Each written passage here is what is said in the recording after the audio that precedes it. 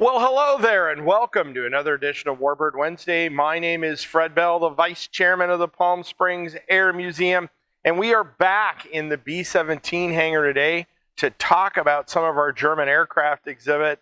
And today we're going to get into one of the most famous German aircraft and a combat aircraft at the end of World War II, and that is the Messerschmitt, the ME-262.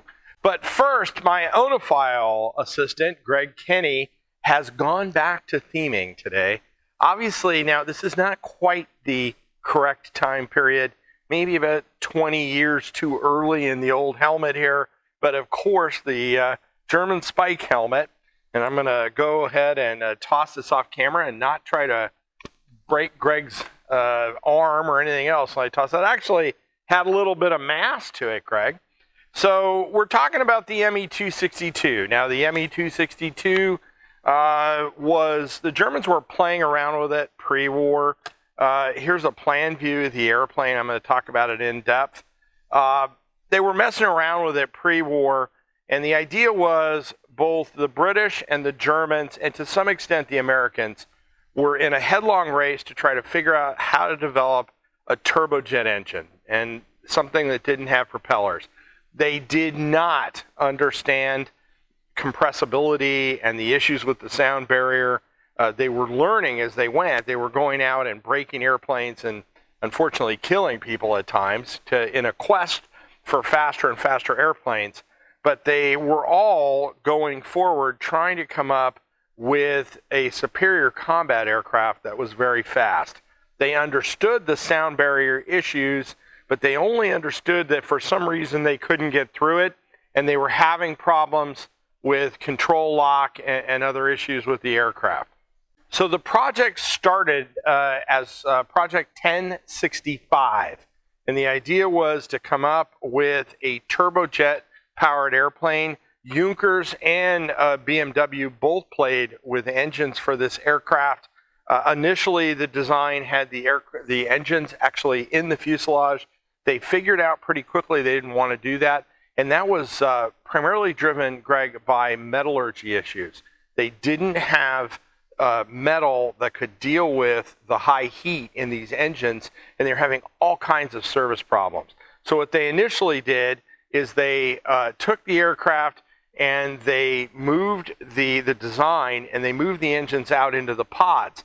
Now you can see on this aircraft, it has a slightly a rake to it. The reality in the early aircraft was this was a tail dragger, and it had the early designs had a straight wing.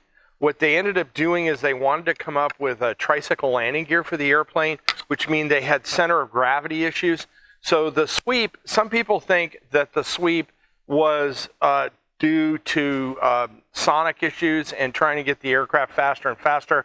The reality was the reason this has a slight swept wing to it was it moves the engines back and deals with the center of gravity on the airplane as they put the airplane up on its nose wheel. It also solved for the Germans the issue of having to swap these engines out. They had Junkers primarily went with the engine design when the aircraft went into combat, and these aircraft had very, very low time run rates on them, as low as, you might get 50 hours out of them. Lower than that, and they would have to change them out.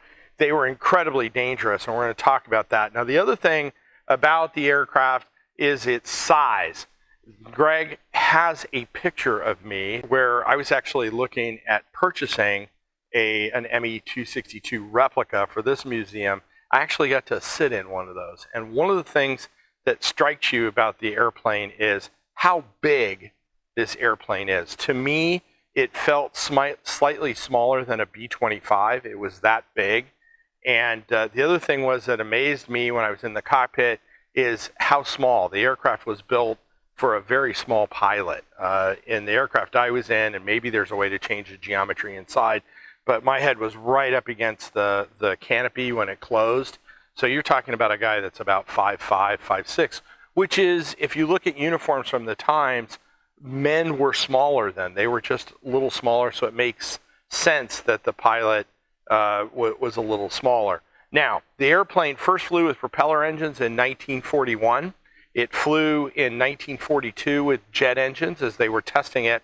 It was introduced in April of 1944, and it ran all the way out. Now, it ended service with the Germans. A fun fact, Greg, and that is that the Czechs flew a version of the 262 till 1951. If you can believe that. That is really interesting. Can you imagine getting a hold of one of those? But those a few of those airframes went on with the Czechs until 1951. I'll talk a little bit more about that in a second. The design derivative on the airplane was it was designed into the two-seat. The aircraft that it had an influence on were the Sukhoi, the Su-9. It had an influence on the Japanese and Nakajima, the Kika. It also, in the American design, had influence on the F-86 and the B-47, the Stratojet. Now, one thing to realize with this aircraft is they brought them back. We talked about the Germans at the end of the war and the need to get a hold of their technology, and the Americans were scooping up technology all over Europe. They did bring back and evaluate a whole bunch of German jet fighters, and they radiated out into museums since then. We'll talk about a little bit about that later. But when they tested the 262 against the P-80, and this is which is an American fighter, standard American fighter, they found that it was superior in acceleration, speed, and climb performance, that the airplane was either superior to or equal to the P-80. So think about that for a second. Very poor power plants, and the jet engine design, as I said, was terrible. The German metallurgy at the time, as the war went on, kept getting much, poorer, worse every year. There was a reason for that. They were getting bombed day and night, and I'm actually standing in front of one of the 262's primary adversaries, a B-17G, and also a Flak 38. So we've got all kinds of interesting relics in here. But the metallurgy declined over time because they were having real problems with resources. Another thing was that these aircraft and a lot of these German weapons were being built in essentially concentration camp or slave labor camps by conscripted workers into those camps. Nasty conditions, terrible, terrible thing. You hear a lot of the conscripts doing everything they could think of to sabotage what they were working on so that it wouldn't work. So the quality of German production just continued to fall. But you have to remember, this jet rolled out, and let's say it made it to a squadron. A lot of these aircraft late in the war, whether it's German or Japanese, they may have 10 hours before they were getting destroyed. And the Axis knew this, so there wasn't a lot of paint, there was no undercoating, there was no worry about what was going on. It was get it out, get it in the air. Hopefully it would inflict some losses on the Allies, but the lifespan of any of this equipment late war was very, very low, especially as the Allies and the Americans in particular got massive air superiority. So a good visibility aircraft, people think that you would dogfight with this airplane. That is not the case with any of these turbojet engines. They did not spool up well. They did not spool up well at all. In other words, they didn't accelerate well. So the German pilots would get the airplane up to speed at altitude. We were jumped by an ME-262 and only got a very short glimpse of him because he made an attack from about 3 o'clock high. And he came down through the group, and he went by so fast we couldn't hardly see him. It was really a shock because it was like nothing we'd seen before. They would essentially make gun runs. You had 4 30-millimeter cannons, and there was some other armament in the front of these airplanes, some real heavy armament. Greg can find it. The Germans did all kinds of things with this airplane, and they would make gun runs at the American bombers. They would try not to mix it up because depending on where they were in the flight envelope, they could be about 100 miles an hour, 75 to 100 miles an hour faster than the P-51s or anything that was chasing them. And again, depending on the attitude of the airplane, that's going to vary. But they They would make gun runs, then they would break. They didn't have tremendous range because they used a lot of fuel, and they'd come into land. What the Allies learned to do was they would find out where these aircraft were flying out of, and they would set up combat air patrols to catch these guys when they were coming into land. Because when are you most vulnerable? You're either taking off or landing, and the P-51s or P-47s or whatever was around there would pounce on these airplanes as they were coming into land, and the Germans had horrendous combat losses. The Allies, as they went down on the deck to go after these airplanes, had also just a ton of losses because the Germans put up all kinds of, we're talking about Flak 38 short-range anti-aircraft artillery. We have an 88 out front, but Germans put up all kinds of anti-aircraft artillery around these bases to try to protect them. And so if you were trying to go after 262s as an American fighter, you ran the risk that you were going to get shot down close to the base. Now, the thing about the 262, and I've been really lucky, is like Bob Friend and a couple of Tuskegees that I've been able to associate with over my lifespan here, actually flew against these. And so what I just talked to you about gun runs is absolutely true. And the Germans would not mix it up as a rule with the Allied fighters. One, because the guys that were flying these were aces. They were top pilots for the most part. Some of their pilots late in the war were just thrown into airplanes, but they knew how rare these airplanes were, and they were trying to husband their resources and get back. And what they were after was these big bombers. The last thing they wanted to do is get shot down, mixing it up with a bunch of P-51s or P-47s. So the designers on this aircraft, and we've talked about German design. I'm going to talk about these guys here, and they're going to be part of my salute. I'm going to go ahead and put this down. And today, the guys that designed the 262, and there were other people, but Waldem Voigt, Robert Lusser, and Ludwig Voigtau. If I screwed up their names, I apologize. But as I said, and I talked about a little bit with the Ju-388, German designers were absolutely amazing in what they did. The German war machine was horrible, and what they did to people was terrible. But a lot of the technology, as we talked about in comparison to the P-80, was a lot of that went into subsequent American designs. And where did that fight in? That went into the Cold War. So we got very lucky that we were able to get a hold of some of this technology and actually reverse engineer into these other fighters. What I want to talk about is all of those early American jet pilots, those P-80, F-86, F-84, those guys were right out on the ragged edge of this technology that flew in sometimes miserable circumstances. And with the P-80 and some of the early fighters, especially in Korea, we've talked about the MiG-15, they were up against a superior airframe, and they continued to prevail. So if you were an early jet pilot in the American Air Force, I want to salute you. And today, I would be remiss, as Greg has also gone down, I'm not really sure if this is German. This is Lurch Birch. The bark is better than the bite.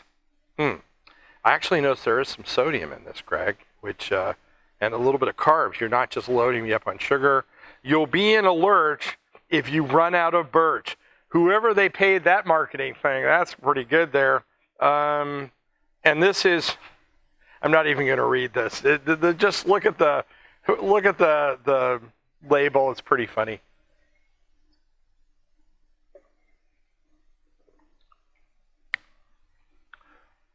Greg, that is quite pleasurable to the palate. You actually gave me something that I might actually enjoy taking another sip of. I will do that.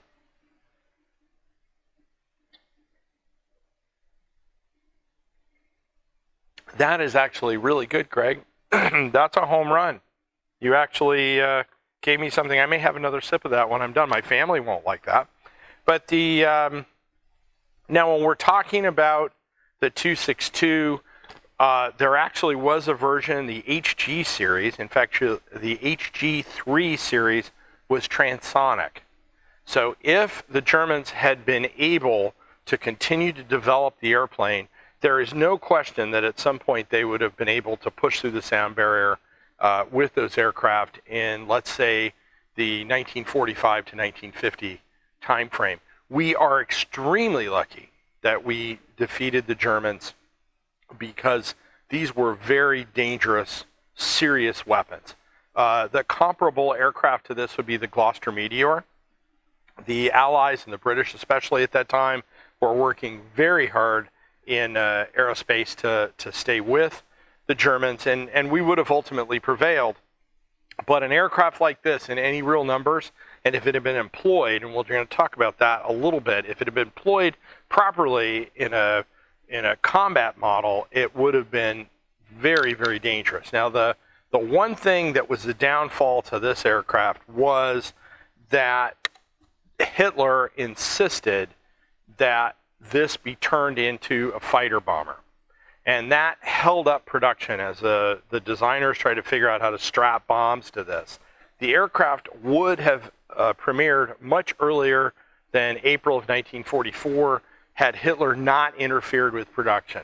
So when I talk about the fact that history intervened, so to speak, and the leadership, the German leadership at that time, the B-17s, like the one behind me, were bombing the crap out of the Germans.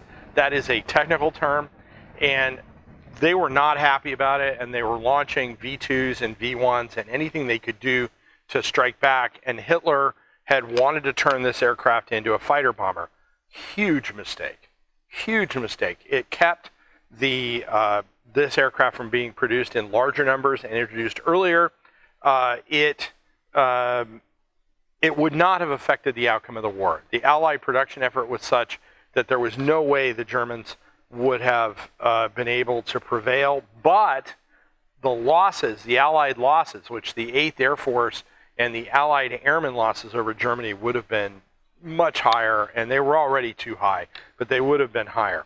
Now, the airplane went on after 1945, which is interesting in that it was flown by the Czechs up until 1951. That's a Fred fun fact there, Greg.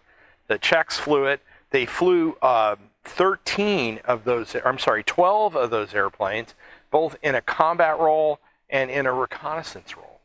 And then they were replaced early in 1951, I think by MiGs. I think the MiGs replaced them. But if you can believe that, that to me is amazing that somewhere around there in the early 1950s, there were still these airplanes. I do not know, and I'm actually intrigued by this whole thing. I'm going to do a little bit more research to find out how they dealt with the engines, because the engines and that metallurgy issue were a huge problem with this airplane. Maybe they had leftover engines from the Germans and they just used them until they ran out. I don't know the answer to that, but I'm going to find out. Now, I talked to you about that aircraft that I was able to sit in. It was a replica. There are replica 262s flying, both single seat and the trainer, the 2-seat version. They use a GE, a CJ610 engine. What is the legacy of this airplane? It brought in the modern jet age. Unfortunately, it was used, and this technology and the advancement was used for nefarious purposes, but it was a leap forward in technology to the jets that we all have now. Now, one other Fred fun fact, Greg, is my son actually built this and donated this to the museum. So this aircraft was donated to the museum by my kid. So if it doesn't look right, I'm going to blame him. But it actually, he did a nice job putting it together and finishing it out and everything. So we're lucky there. Now, if you want to have all of these cool World War II airplanes, you can reach out to Jason in the link and get one of these cool World War II puzzles. It is suitable for framing. It has the 262. It has Russian airplanes in there, Japanese, Americans. It's got it all in there. As I said, it is suitable for framing. So this is something you can get hours of enjoyment out of building it, and then you can get it like covered which I've seen done, and put it in a frame. It's a great print. So reach out to Jason to do that. We cannot do the work that we do here, including the work on this big, beautiful airplane, without your donations. Please hit the donation link. We can certainly use your help. If you're seeing this on YouTube, we hope we earned your subscription today. Please click the subscribe button and tickle that little bell so you know when we are going to put up our videos. You can on our channel there. You can also like us on Facebook. My name is Fred Bell. I am the Vice Chairman of the Palm Springs Air Museum. Thanks so much. Have a great day.